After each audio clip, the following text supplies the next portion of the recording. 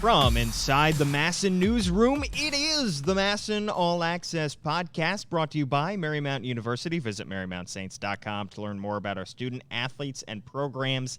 Today, Paul Mancano and Brendan Mortensen joining you here with Bobby Blanco, pushing all the right buttons behind the scenes. And Brendan, thanks so much for hopping on here. I'm in the MASN newsroom.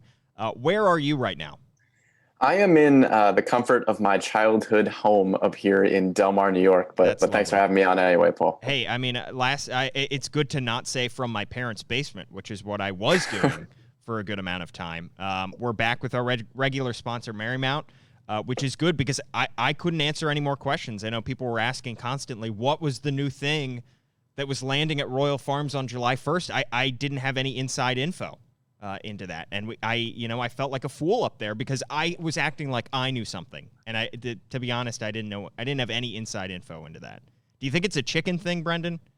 I mean, I have no clue. All I know is that I'm incredibly intrigued. And I mean, I have the calendar circled. It is just all I've been looking forward to. I actually, on 83, driving home the other day, I saw a poster, a giant billboard for something new is landing. And it had in the corner like a little Chicken Palooza 2020 thing. Ooh. So I'm guessing it has to do with chicken, but I don't know what other variations Royal Farms could have on chicken that they have not done already, to be honest.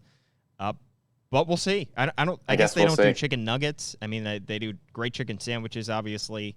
Well, I'm sure your phone has just been blowing up with people asking you what you know. It's constant about what's coming to Royal Farms. Yeah. No, I mean, I think it is akin to the Popeyes chicken sandwich type level of intrigue. That's high praise. All right, Brendan, we got some stuff to talk about. We're not going to talk about any of the stuff currently going on at the major league level of baseball because, one, it's too depressing, and two, I think probably by the time anyone listens to this, even though we are live on Twitter and YouTube and Facebook, if you're listening to it after the fact on an audio-only thing, probably circumstances will have dramatically changed. We'll get another 3 absurd statements from both sides, and it will all be irrelevant. So we're just not going to talk about it today, Brendan. You know? Yeah, that's fair. I mean, stuff pretty much changes every day, and I think the best we can do at this point is just kind of cross our fingers and see what happens. Yeah, it changes pretty much hourly, and honestly, they say no news is good news, but at this point, yesterday I felt that way for a long time, and then yesterday we didn't get any news, and that felt somehow worse, just because it felt like nothing was happening. Well, no news after the not great news is not the best no news. Yeah. Is that English? Did that make sense? No. It made sense in my head. Speaking of English, I came up with a great title for this little ditty for this podcast. Some Kjer-stats, because we're going to talk about Heston Kjerstad, give out some stats on him, and we're going to look at the entire Orioles draft class, and then by the end of the podcast, we're going to give our Orioles 2023 opening day lineups, which is a ridiculous amount of time behind, ahead of the fact to try to predict something. But I figure I picked 2023 because, one, I think that's the time when Adley Rutschman could make the opening day roster, not make his big league debut, but be on an opening day Orioles team. And two, that is the first year that Chris Davis will no longer be on the books. Well, he'll technically be on the books because his contract is backloaded and spread out over several years, but he will no longer need to be on the roster. So that's why I picked 2023, but we'll get to that at some point. All right. Do you want to get into some draft talk here, Brendan? Oh, let's do it. All right. I'm excited. Let's start with Heston Kjerstad because I was pretty shocked on the show when he was taken. I think most people were shocked when he was taken. In the week that has followed, I think I have kind of come to terms with it in a sense. I've understood a little bit better, I think, the Orioles' thinking and Michael Elias's thinking in taking Heston Kjerstad. But still, I mean, you can feel free to agree or disagree. I still wouldn't have done it. I mean, it's still, I think, the riskier move just because if you get it wrong on an Austin Martin, if you pick an Austin Martin and he does not turn out, at least you have the comfort of the masses. At least it doesn't look like an absurd pick in hindsight. You can say, well, he was the consensus top guy. With Kjerstad, if he doesn't turn out, it's like he turns into a Matt Hobgood because you're looking at it like, who was that guy and why did they take him there when there were these other guys on the board? So that's why, I mean, I still wouldn't have done it. That doesn't mean it's the wrong decision by any stretch, but I still wouldn't have done it personally. Yeah, I'm kind of thinking the same thing. I mean, when you've got Austin Martin sitting there, the top two guys between Torkelson and Martin were pretty much a 1A, 1B. And most people were thinking that those two would be the top two picks in the draft in whatever order. So again, personally, I probably would have gone with Austin Martin. But remember back when Mike Elias took Carlos Correa, that was kind of got a little cute with it pick at number 1. Elias just liked Correa more than the other guys, and that turned out to be a great pick. And the more you dive into Kjerstad, a lot of people are saying, well, you took the 10th best guy in the draft at number 2. I don't know if that's necessarily fair. I know he was ranked around that 9 to 10 range, but the more you dive into him and his stats and possibly what he could have done in the 2020 season, I think maybe he could have shot himself up into that top 4, top 5 range in terms of prospects. So maybe it's not as big of a reach as people are thinking that it is. Right. And with Correa, I mean, and Mike Elias said this, reiterated this before the draft in a Zoom conference call with reporters. Correa was taken, not the primary reason was he was 1-1 on their board. He was the best player on their board. And he also had the added benefit of costing a little bit less. And to me, I think that had to play a factor here because I think, honestly, and this is just speculation, either Kjerstad was the number 1 guy on the board left once Torkelson was taken for the Orioles, or he was on equal footing with an Austin Martin, maybe an Asa Lacy, maybe an Emerson Hancock, maybe somebody like that.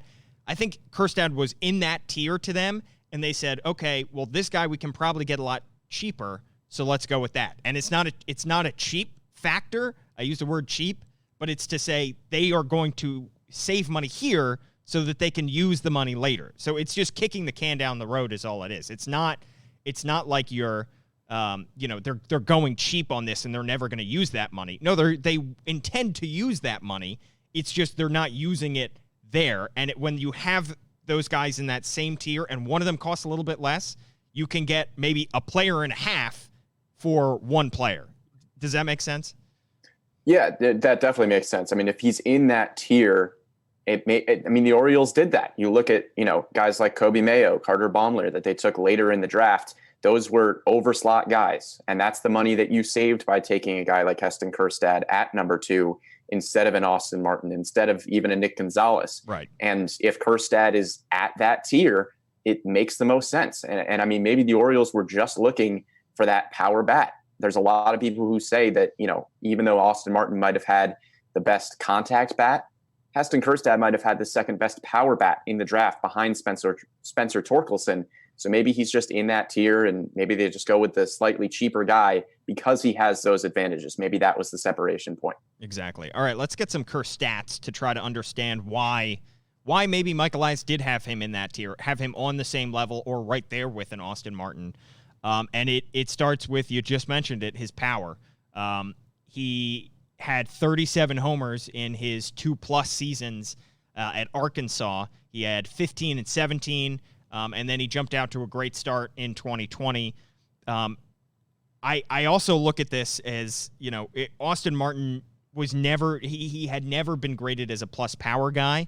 And I use Austin Martin just as an example, but, Kjerstad, I think they see that power being the tool that could get him to the major leagues. And it wasn't just his power, especially you look at 2020, he recorded a hit in every single game that he played. And 10 of the 16 games that he got a chance to play in 2020 were multi-hit games. So not only were the power numbers there, but he was also hitting .448. And you've got to assume that those numbers probably aren't going to continue to be that high, especially in the SEC. You're not assuming he's going to bat .450 for the rest of the year. But even if he's batting somewhere, if it dips down into like 370, 375, those are fantastic numbers, especially in the SEC. So it's not just the power. The contact bat is there as well. He's hitting for singles, he's hitting for doubles, and he's hitting for home runs. Yeah, he was second in homers behind just J.J. Bleday in 2019 in all of the SEC. So he was, by all, not just the best left-handed power hitter, he in 2019 was the second best power hitter. to a guy that was taken in the top 5 in that year's draft, and that was the last time we got a full season of him. The problem has been, and this was the knock on him on draft night that we heard, was strikeouts. He was 10th in the ACC, or in the SEC rather, with 65 strikeouts. That continued just a little bit into 2020 as well.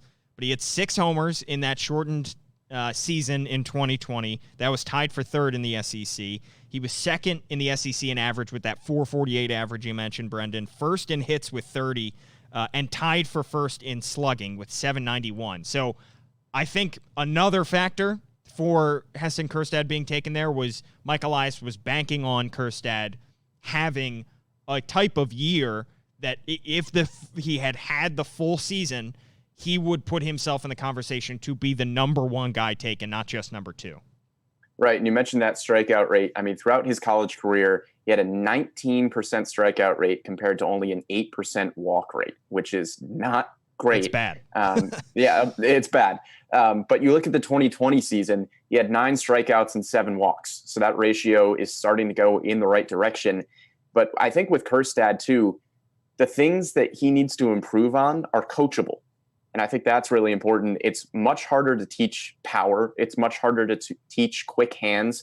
It's harder to teach the just natural ability that Kjerstad has. But when you can teach as you go throughout the minor leagues is pitch recognition, is plate discipline, things like that. So he's got coachable areas to improve upon. And I think if you're Mike Elias, you're looking at him as a kid who's only going to go up. And I know that Austin Martin obviously had a much higher batting average, even though, Heston Kjerstad had a 343 for his career. I mean, Martin finished his Vanderbilt career with a 368 average, and as a sophomore on that national championship team, he hit 392. But also, he was hitting in front of J.J. Bleday, who was probably the SEC's premier hitter in 2019. Again, a guy that led the SEC in homers and was, taken in the top 5 in last year's draft. So, look, I'm not to say that he wasn't an outstanding hitter. I mean, he probably just saw a lot more pitches to hit than maybe a Heston Kjerstad did. Arkansas was still a good team, but Vanderbilt was the best team in the country. They won the national championship, and J.J. Bleday, the best hitter on the best team in the country, was hitting right behind Austin Martin. You still have to do something with the pitches that you get, but I think there is a chance that maybe that 392 average was just a little bit bloated given who Martin was hitting ahead of and how loaded that Vanderbilt lineup was in 2019. And not to keep harping on Martin, but I think a lot of Orioles fans are justifiably asking the question, why not Martin?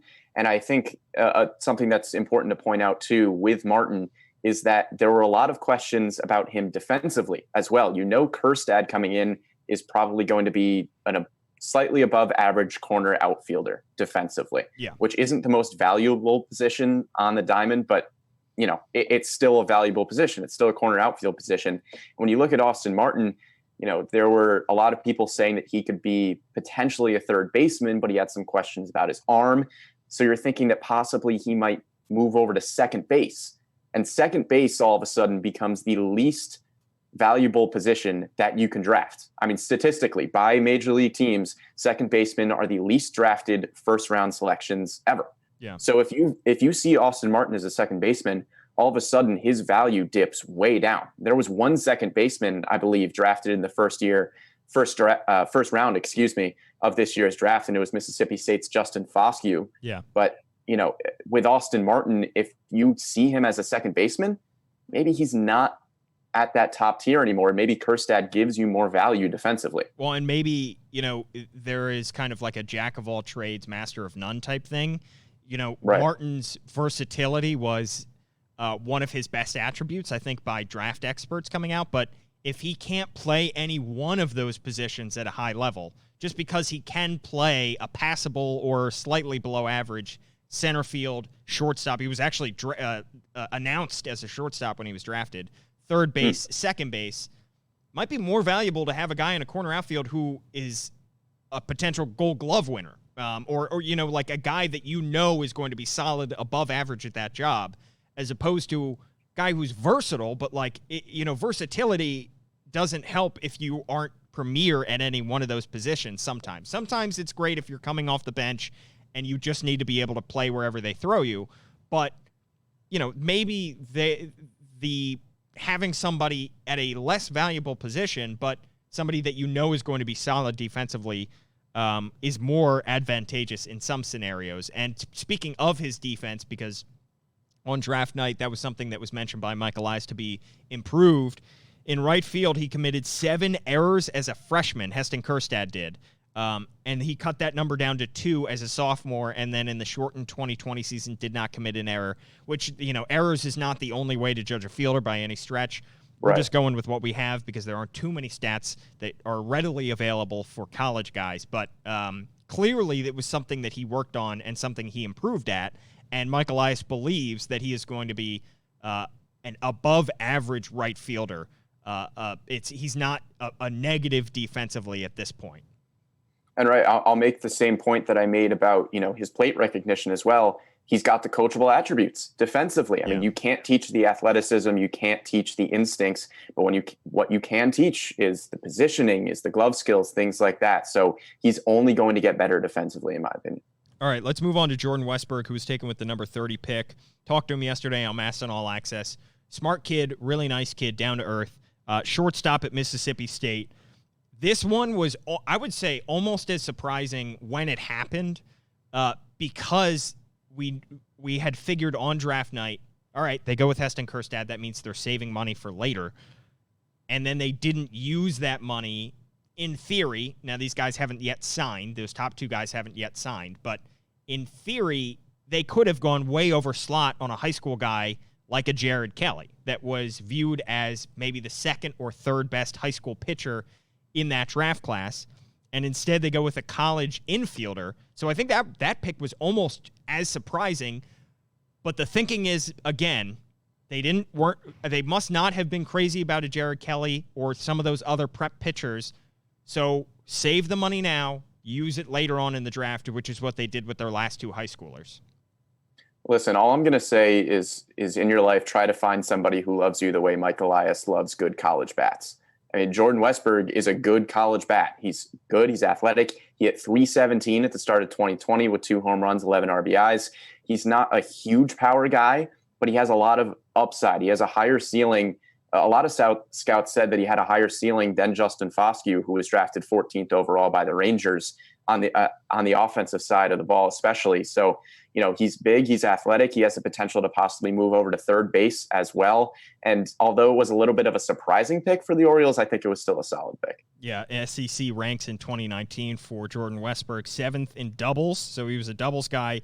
Didn't hit a whole lot of home runs. Didn't crack double digits in terms of home runs, but was tied for 7th in RBIs with 61.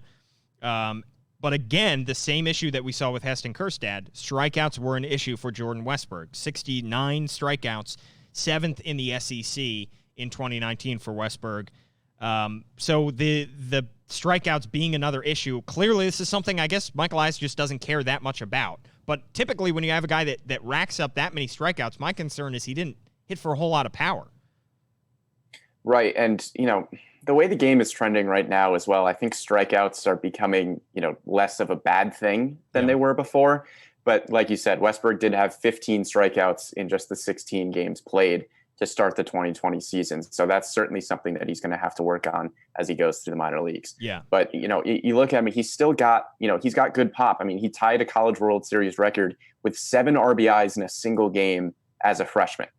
He's got the good hitting ability. It's just got to get more consistent.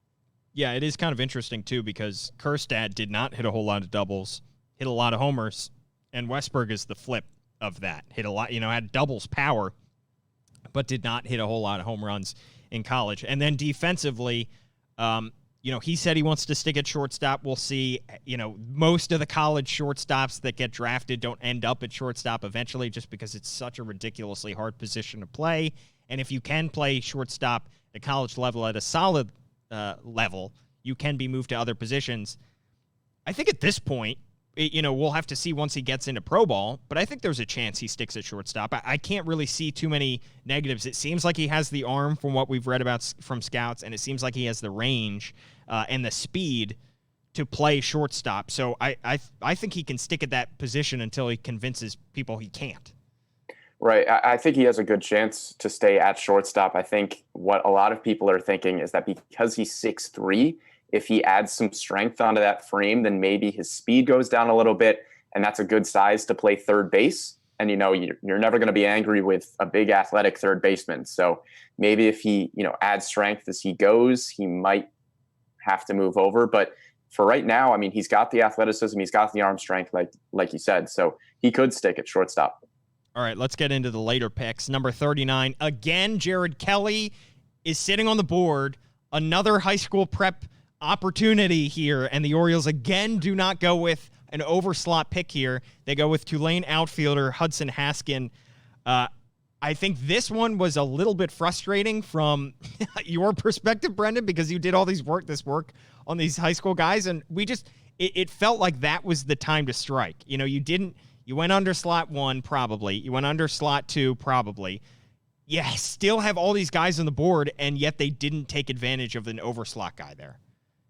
Yeah, Jared Kelly was there. I believe Cole Wilcox was there as well, the pitcher out of Georgia. So a lot of people were thinking, all right, like you said, you save that money. This is where you spend it. And Haskin, they go, again, presumably under slot. I mean, this is a guy who was the number 74 prospect, according to MLB Top 150. And the Orioles take him at 39. So clearly the strategy was to go a little bit over slot in the 4th and 5th rounds. And this one was certainly surprising. Yeah. That is not, again, to say that Hudson Haskin is not going to be a good player. He did have solid stats at Tulane, 363 average in 73 collegiate games. He only played 1 full year at Tulane, so he was draft eligible because of his age. He's 21 years old. He had 11 homers, 19 doubles, 4 triples, an OPS over 1. And then he played in the summer league, and he hit 306, but he went from 5 stolen bases in his full year at Tulane to 17 stolen bases in the summer league. And on draft night, I remember hearing Jim Callis say this could be a 2020 guy. They must be banking on those 17 stolen bases being a legit thing and that his speed being an actual plus skill. Yeah, to be honest, I don't know if I see the 2020 projection because, I mean, you look at his college stats, he has 11 home runs in his career.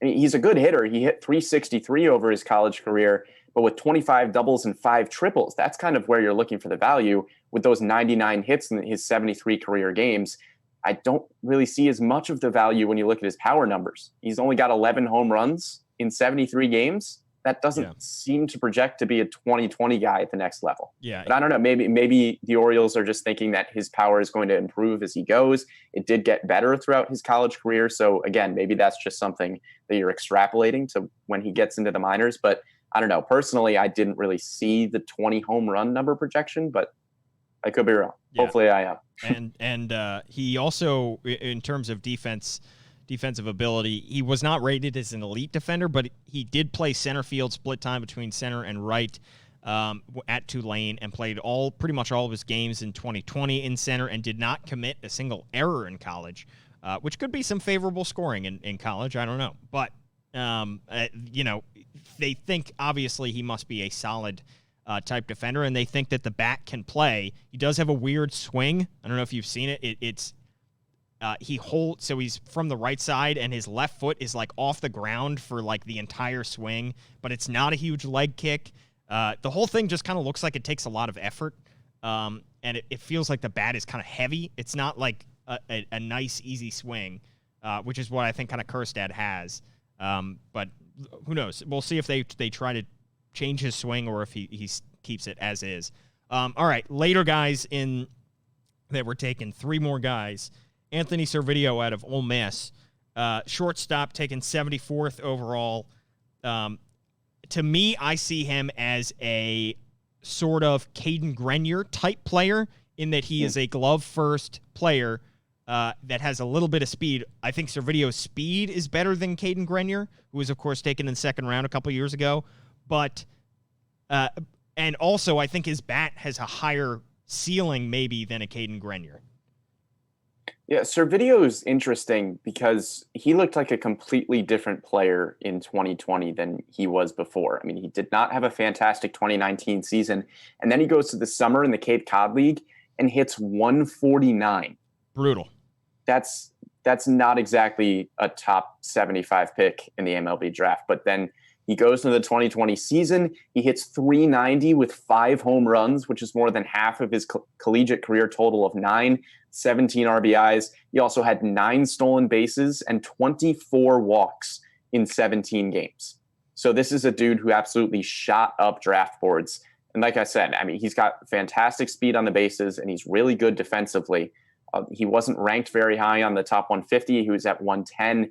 But I think, again, kind of a trend that we've seen with Mike Elias in the first few rounds of the draft is that you believe that the numbers that you see in 2020, in the shortened early 2020 season, are going to translate to good numbers down the road.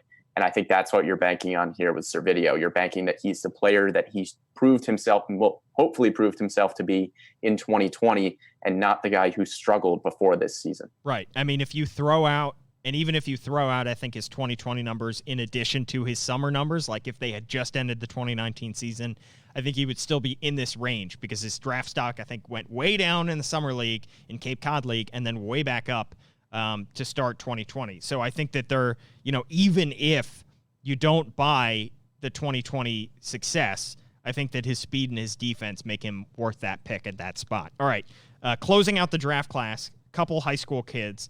Third baseman Kobe Mayo. This is where the Orioles start going over slot. Kobe Mayo's a big dude for a third baseman, 6'4", but he is 215. He's a big guy. He has the prototypical hitting skills. At this point, with a high school kid, you're just looking for how does his swing look? Does he look like he can play the part? Just because these guys are so young. And I think Kobe Mayo fits that, and he's already reportedly agreed to a deal in the $1.7, $1.75 million range, which would be over slot. So I think that, this was a perfect time now, finally. Might as well shoot for the stars. You've already gone under slot, apparently, with several of your first picks. Just go way over slot on a high school prep guy. And I think if everything goes well with Kobe Mayo, he reminds me a little bit of an Austin Riley of the Braves. He's an oversized third baseman. He's not fantastic defensively. He kind of jumps between third base, first base, and plays the corner outfield positions a little bit. But he's just got a fantastic raw power bat, has a lot of swing and miss in his game right now. But Mayo is hitting .455 to start the 2020 season. So we're hoping that bat projects.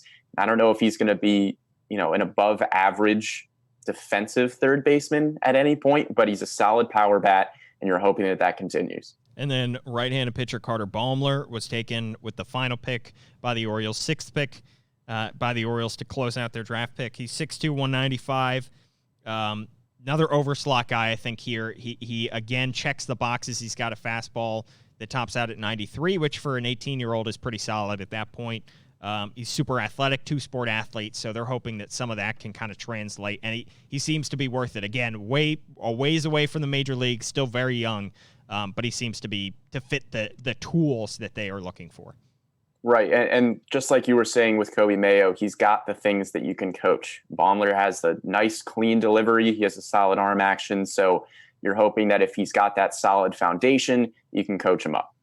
All right, Brendan, pretty solid draft class. We'll see. Who knows where these kids are going to be in several months. It would be nice. I was talking to Steve Molesky on draft night, and they were talking about a fall class, like an Arizona Fall League type thing with more players and some of the better prospects.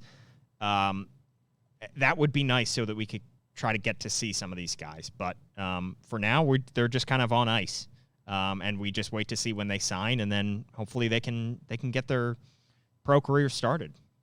Right. Any way they can get reps in at this point. I mean, that's one of the really underrated things that's, kind of being brushed aside about this 2020 season is all of the minor league guys. I mean, talk about a guy like Adley Rutschman, the number 1 overall pick last year. He's missing out on a lot of reps that he would be getting in the minor league system right now. And that's going to be really valuable in terms of, we're about to talk about a potential 2023 lineup. If his development gets, pushed back at all because of this 2020 season, it probably will. Talking about a lot of minor league guys that just won't have as many reps as they normally would have had. Brendan, that was a great tease. 2023 Orioles lineup. That's right. Why don't you start us off with your 2023 Orioles lineup with we made the one rule that you can add one free agent and you can add one guy via trade. Neither of us added a guy via trade just because I added that rule and then realized how ridiculously hard it is to predict a trade that is going to happen in 3 years. But we did add a free agent to each of our lineups. So why don't you start us off, Brendan? All right. So batting leadoff and playing center field, I have Austin Hayes. Batting second and catching, Adley Rutschman. Batting third and playing right field, Heston Kjerstad. Okay. Batting fourth and playing first base, we've got Trey Mancini. Okay. Batting fifth and DHing, Ryan Mountcastle. Batting sixth and playing left field, Yusniel Diaz. And here's my free agent. Batting seventh and playing shortstop, I've got Tim Anderson. Right? Really? Batting, when is he going to be a free agent? I think he's going to be a free agent after the 2022 season. Okay. Yeah. Batting eighth and playing third base, I've got Jordan Westberg sliding over. And batting ninth and playing second, I've got Hanser Alberto. Hanser Alberto makes it to the 2023 Orioles roster. Wow. Hanser Alberto forever. And the fact that Trey is still on that team, I had him too in here. Chris Davis will, at that point, probably be off the team. Would be nice. I mean, would be nice to see him make it all the way there. Why? So I think I agree with you. I think Adley is like the ideal second hitter in that scenario with the lineup that you just gave. And you had Kjerstad batting third, correct? Yep. Okay. Mountcastle DHing. Yeah, I have Mountcastle DHing. I think that could probably flip between him, Trey, and maybe Kjerstad, depending on. I mean, a lot of those guys can switch between right field, first base. Yeah. I also think it's interesting too because I also have Yusniel Diaz in left, but I think if I'm being like that one was the least comfortable I felt with, just because like I still think he has all the tools to make it, and I still think he has the potential to be an everyday guy, but we just at this point like it's another guy who's gonna really hurt because of the lack of baseball being played at the minor league level. Like Like the fact that 2019 went by and we did not see Yusniel Diaz move up at all, and we didn't see him put up crazy numbers at Bowie, and we didn't see him stay healthy for a full year, and he got another year older, is just concerning. So I have him in here because I think he's the second best outfield prospect right now, or third best, I guess, behind Kjerstad, behind Hayes. I think he probably, of that outfield group, because you could throw in a Ryan McKenna. At this point, you might be able to throw in a Hudson Haskin. Maybe a Kyle Stowers as well. Yeah, Kyle Stowers. But even like guys that are closer, like a Cedric Mullins or a DJ Stewart, I still think Yusniel Diaz is like the third best outfield prospect currently in their system. But I don't think it's, by a huge margin. So I could see I would agree. Yeah. That's why I have him in left for now, but I think, like you said, I think there's a few guys that could possibly rotate into that spot. I think Diaz just might have the best chance to stick as an everyday guy because even though he hasn't had a ton of success in the minors up to this point, I think he has the most tools out of those guys that we were mentioning. So I think he has a shot, and that's why I have him there. I agree. All right, my lineup is pretty similar. Starting out center field, leadoff, Austin Hayes. My free agent addition bats second. That would be shortstop Trevor Story, coming over from the Colorado Rockies, which, look, the Rockies signed Nolan Arenado to a huge deal and then talk about trading him. So I'm not convinced, as good as Story is, I'm not convinced that he or anybody else has long-term futures set in Colorado. It'll be a huge get. He'd be in his mid-30s. Right. But I think that's the kind of deal that they could look to get done. Like, I think it's so difficult now with no minor league season, but I think their hope was, you're bad again in 2020, you're bad again in 2021. 2022 is when you show some signs of promise. Think of the first half season that Buck Showalter had, where you can tell that something is building here and that there's some momentum and that they have some guys that are graduating from the minor leagues. Maybe they don't have a winning record or finish 500, but they clearly have some promise, enough to convince a free agent to come there. Maybe they have to overpay for him a little bit, but you get like a veteran guy to go with a Trey Mancini to kind of like ground that team.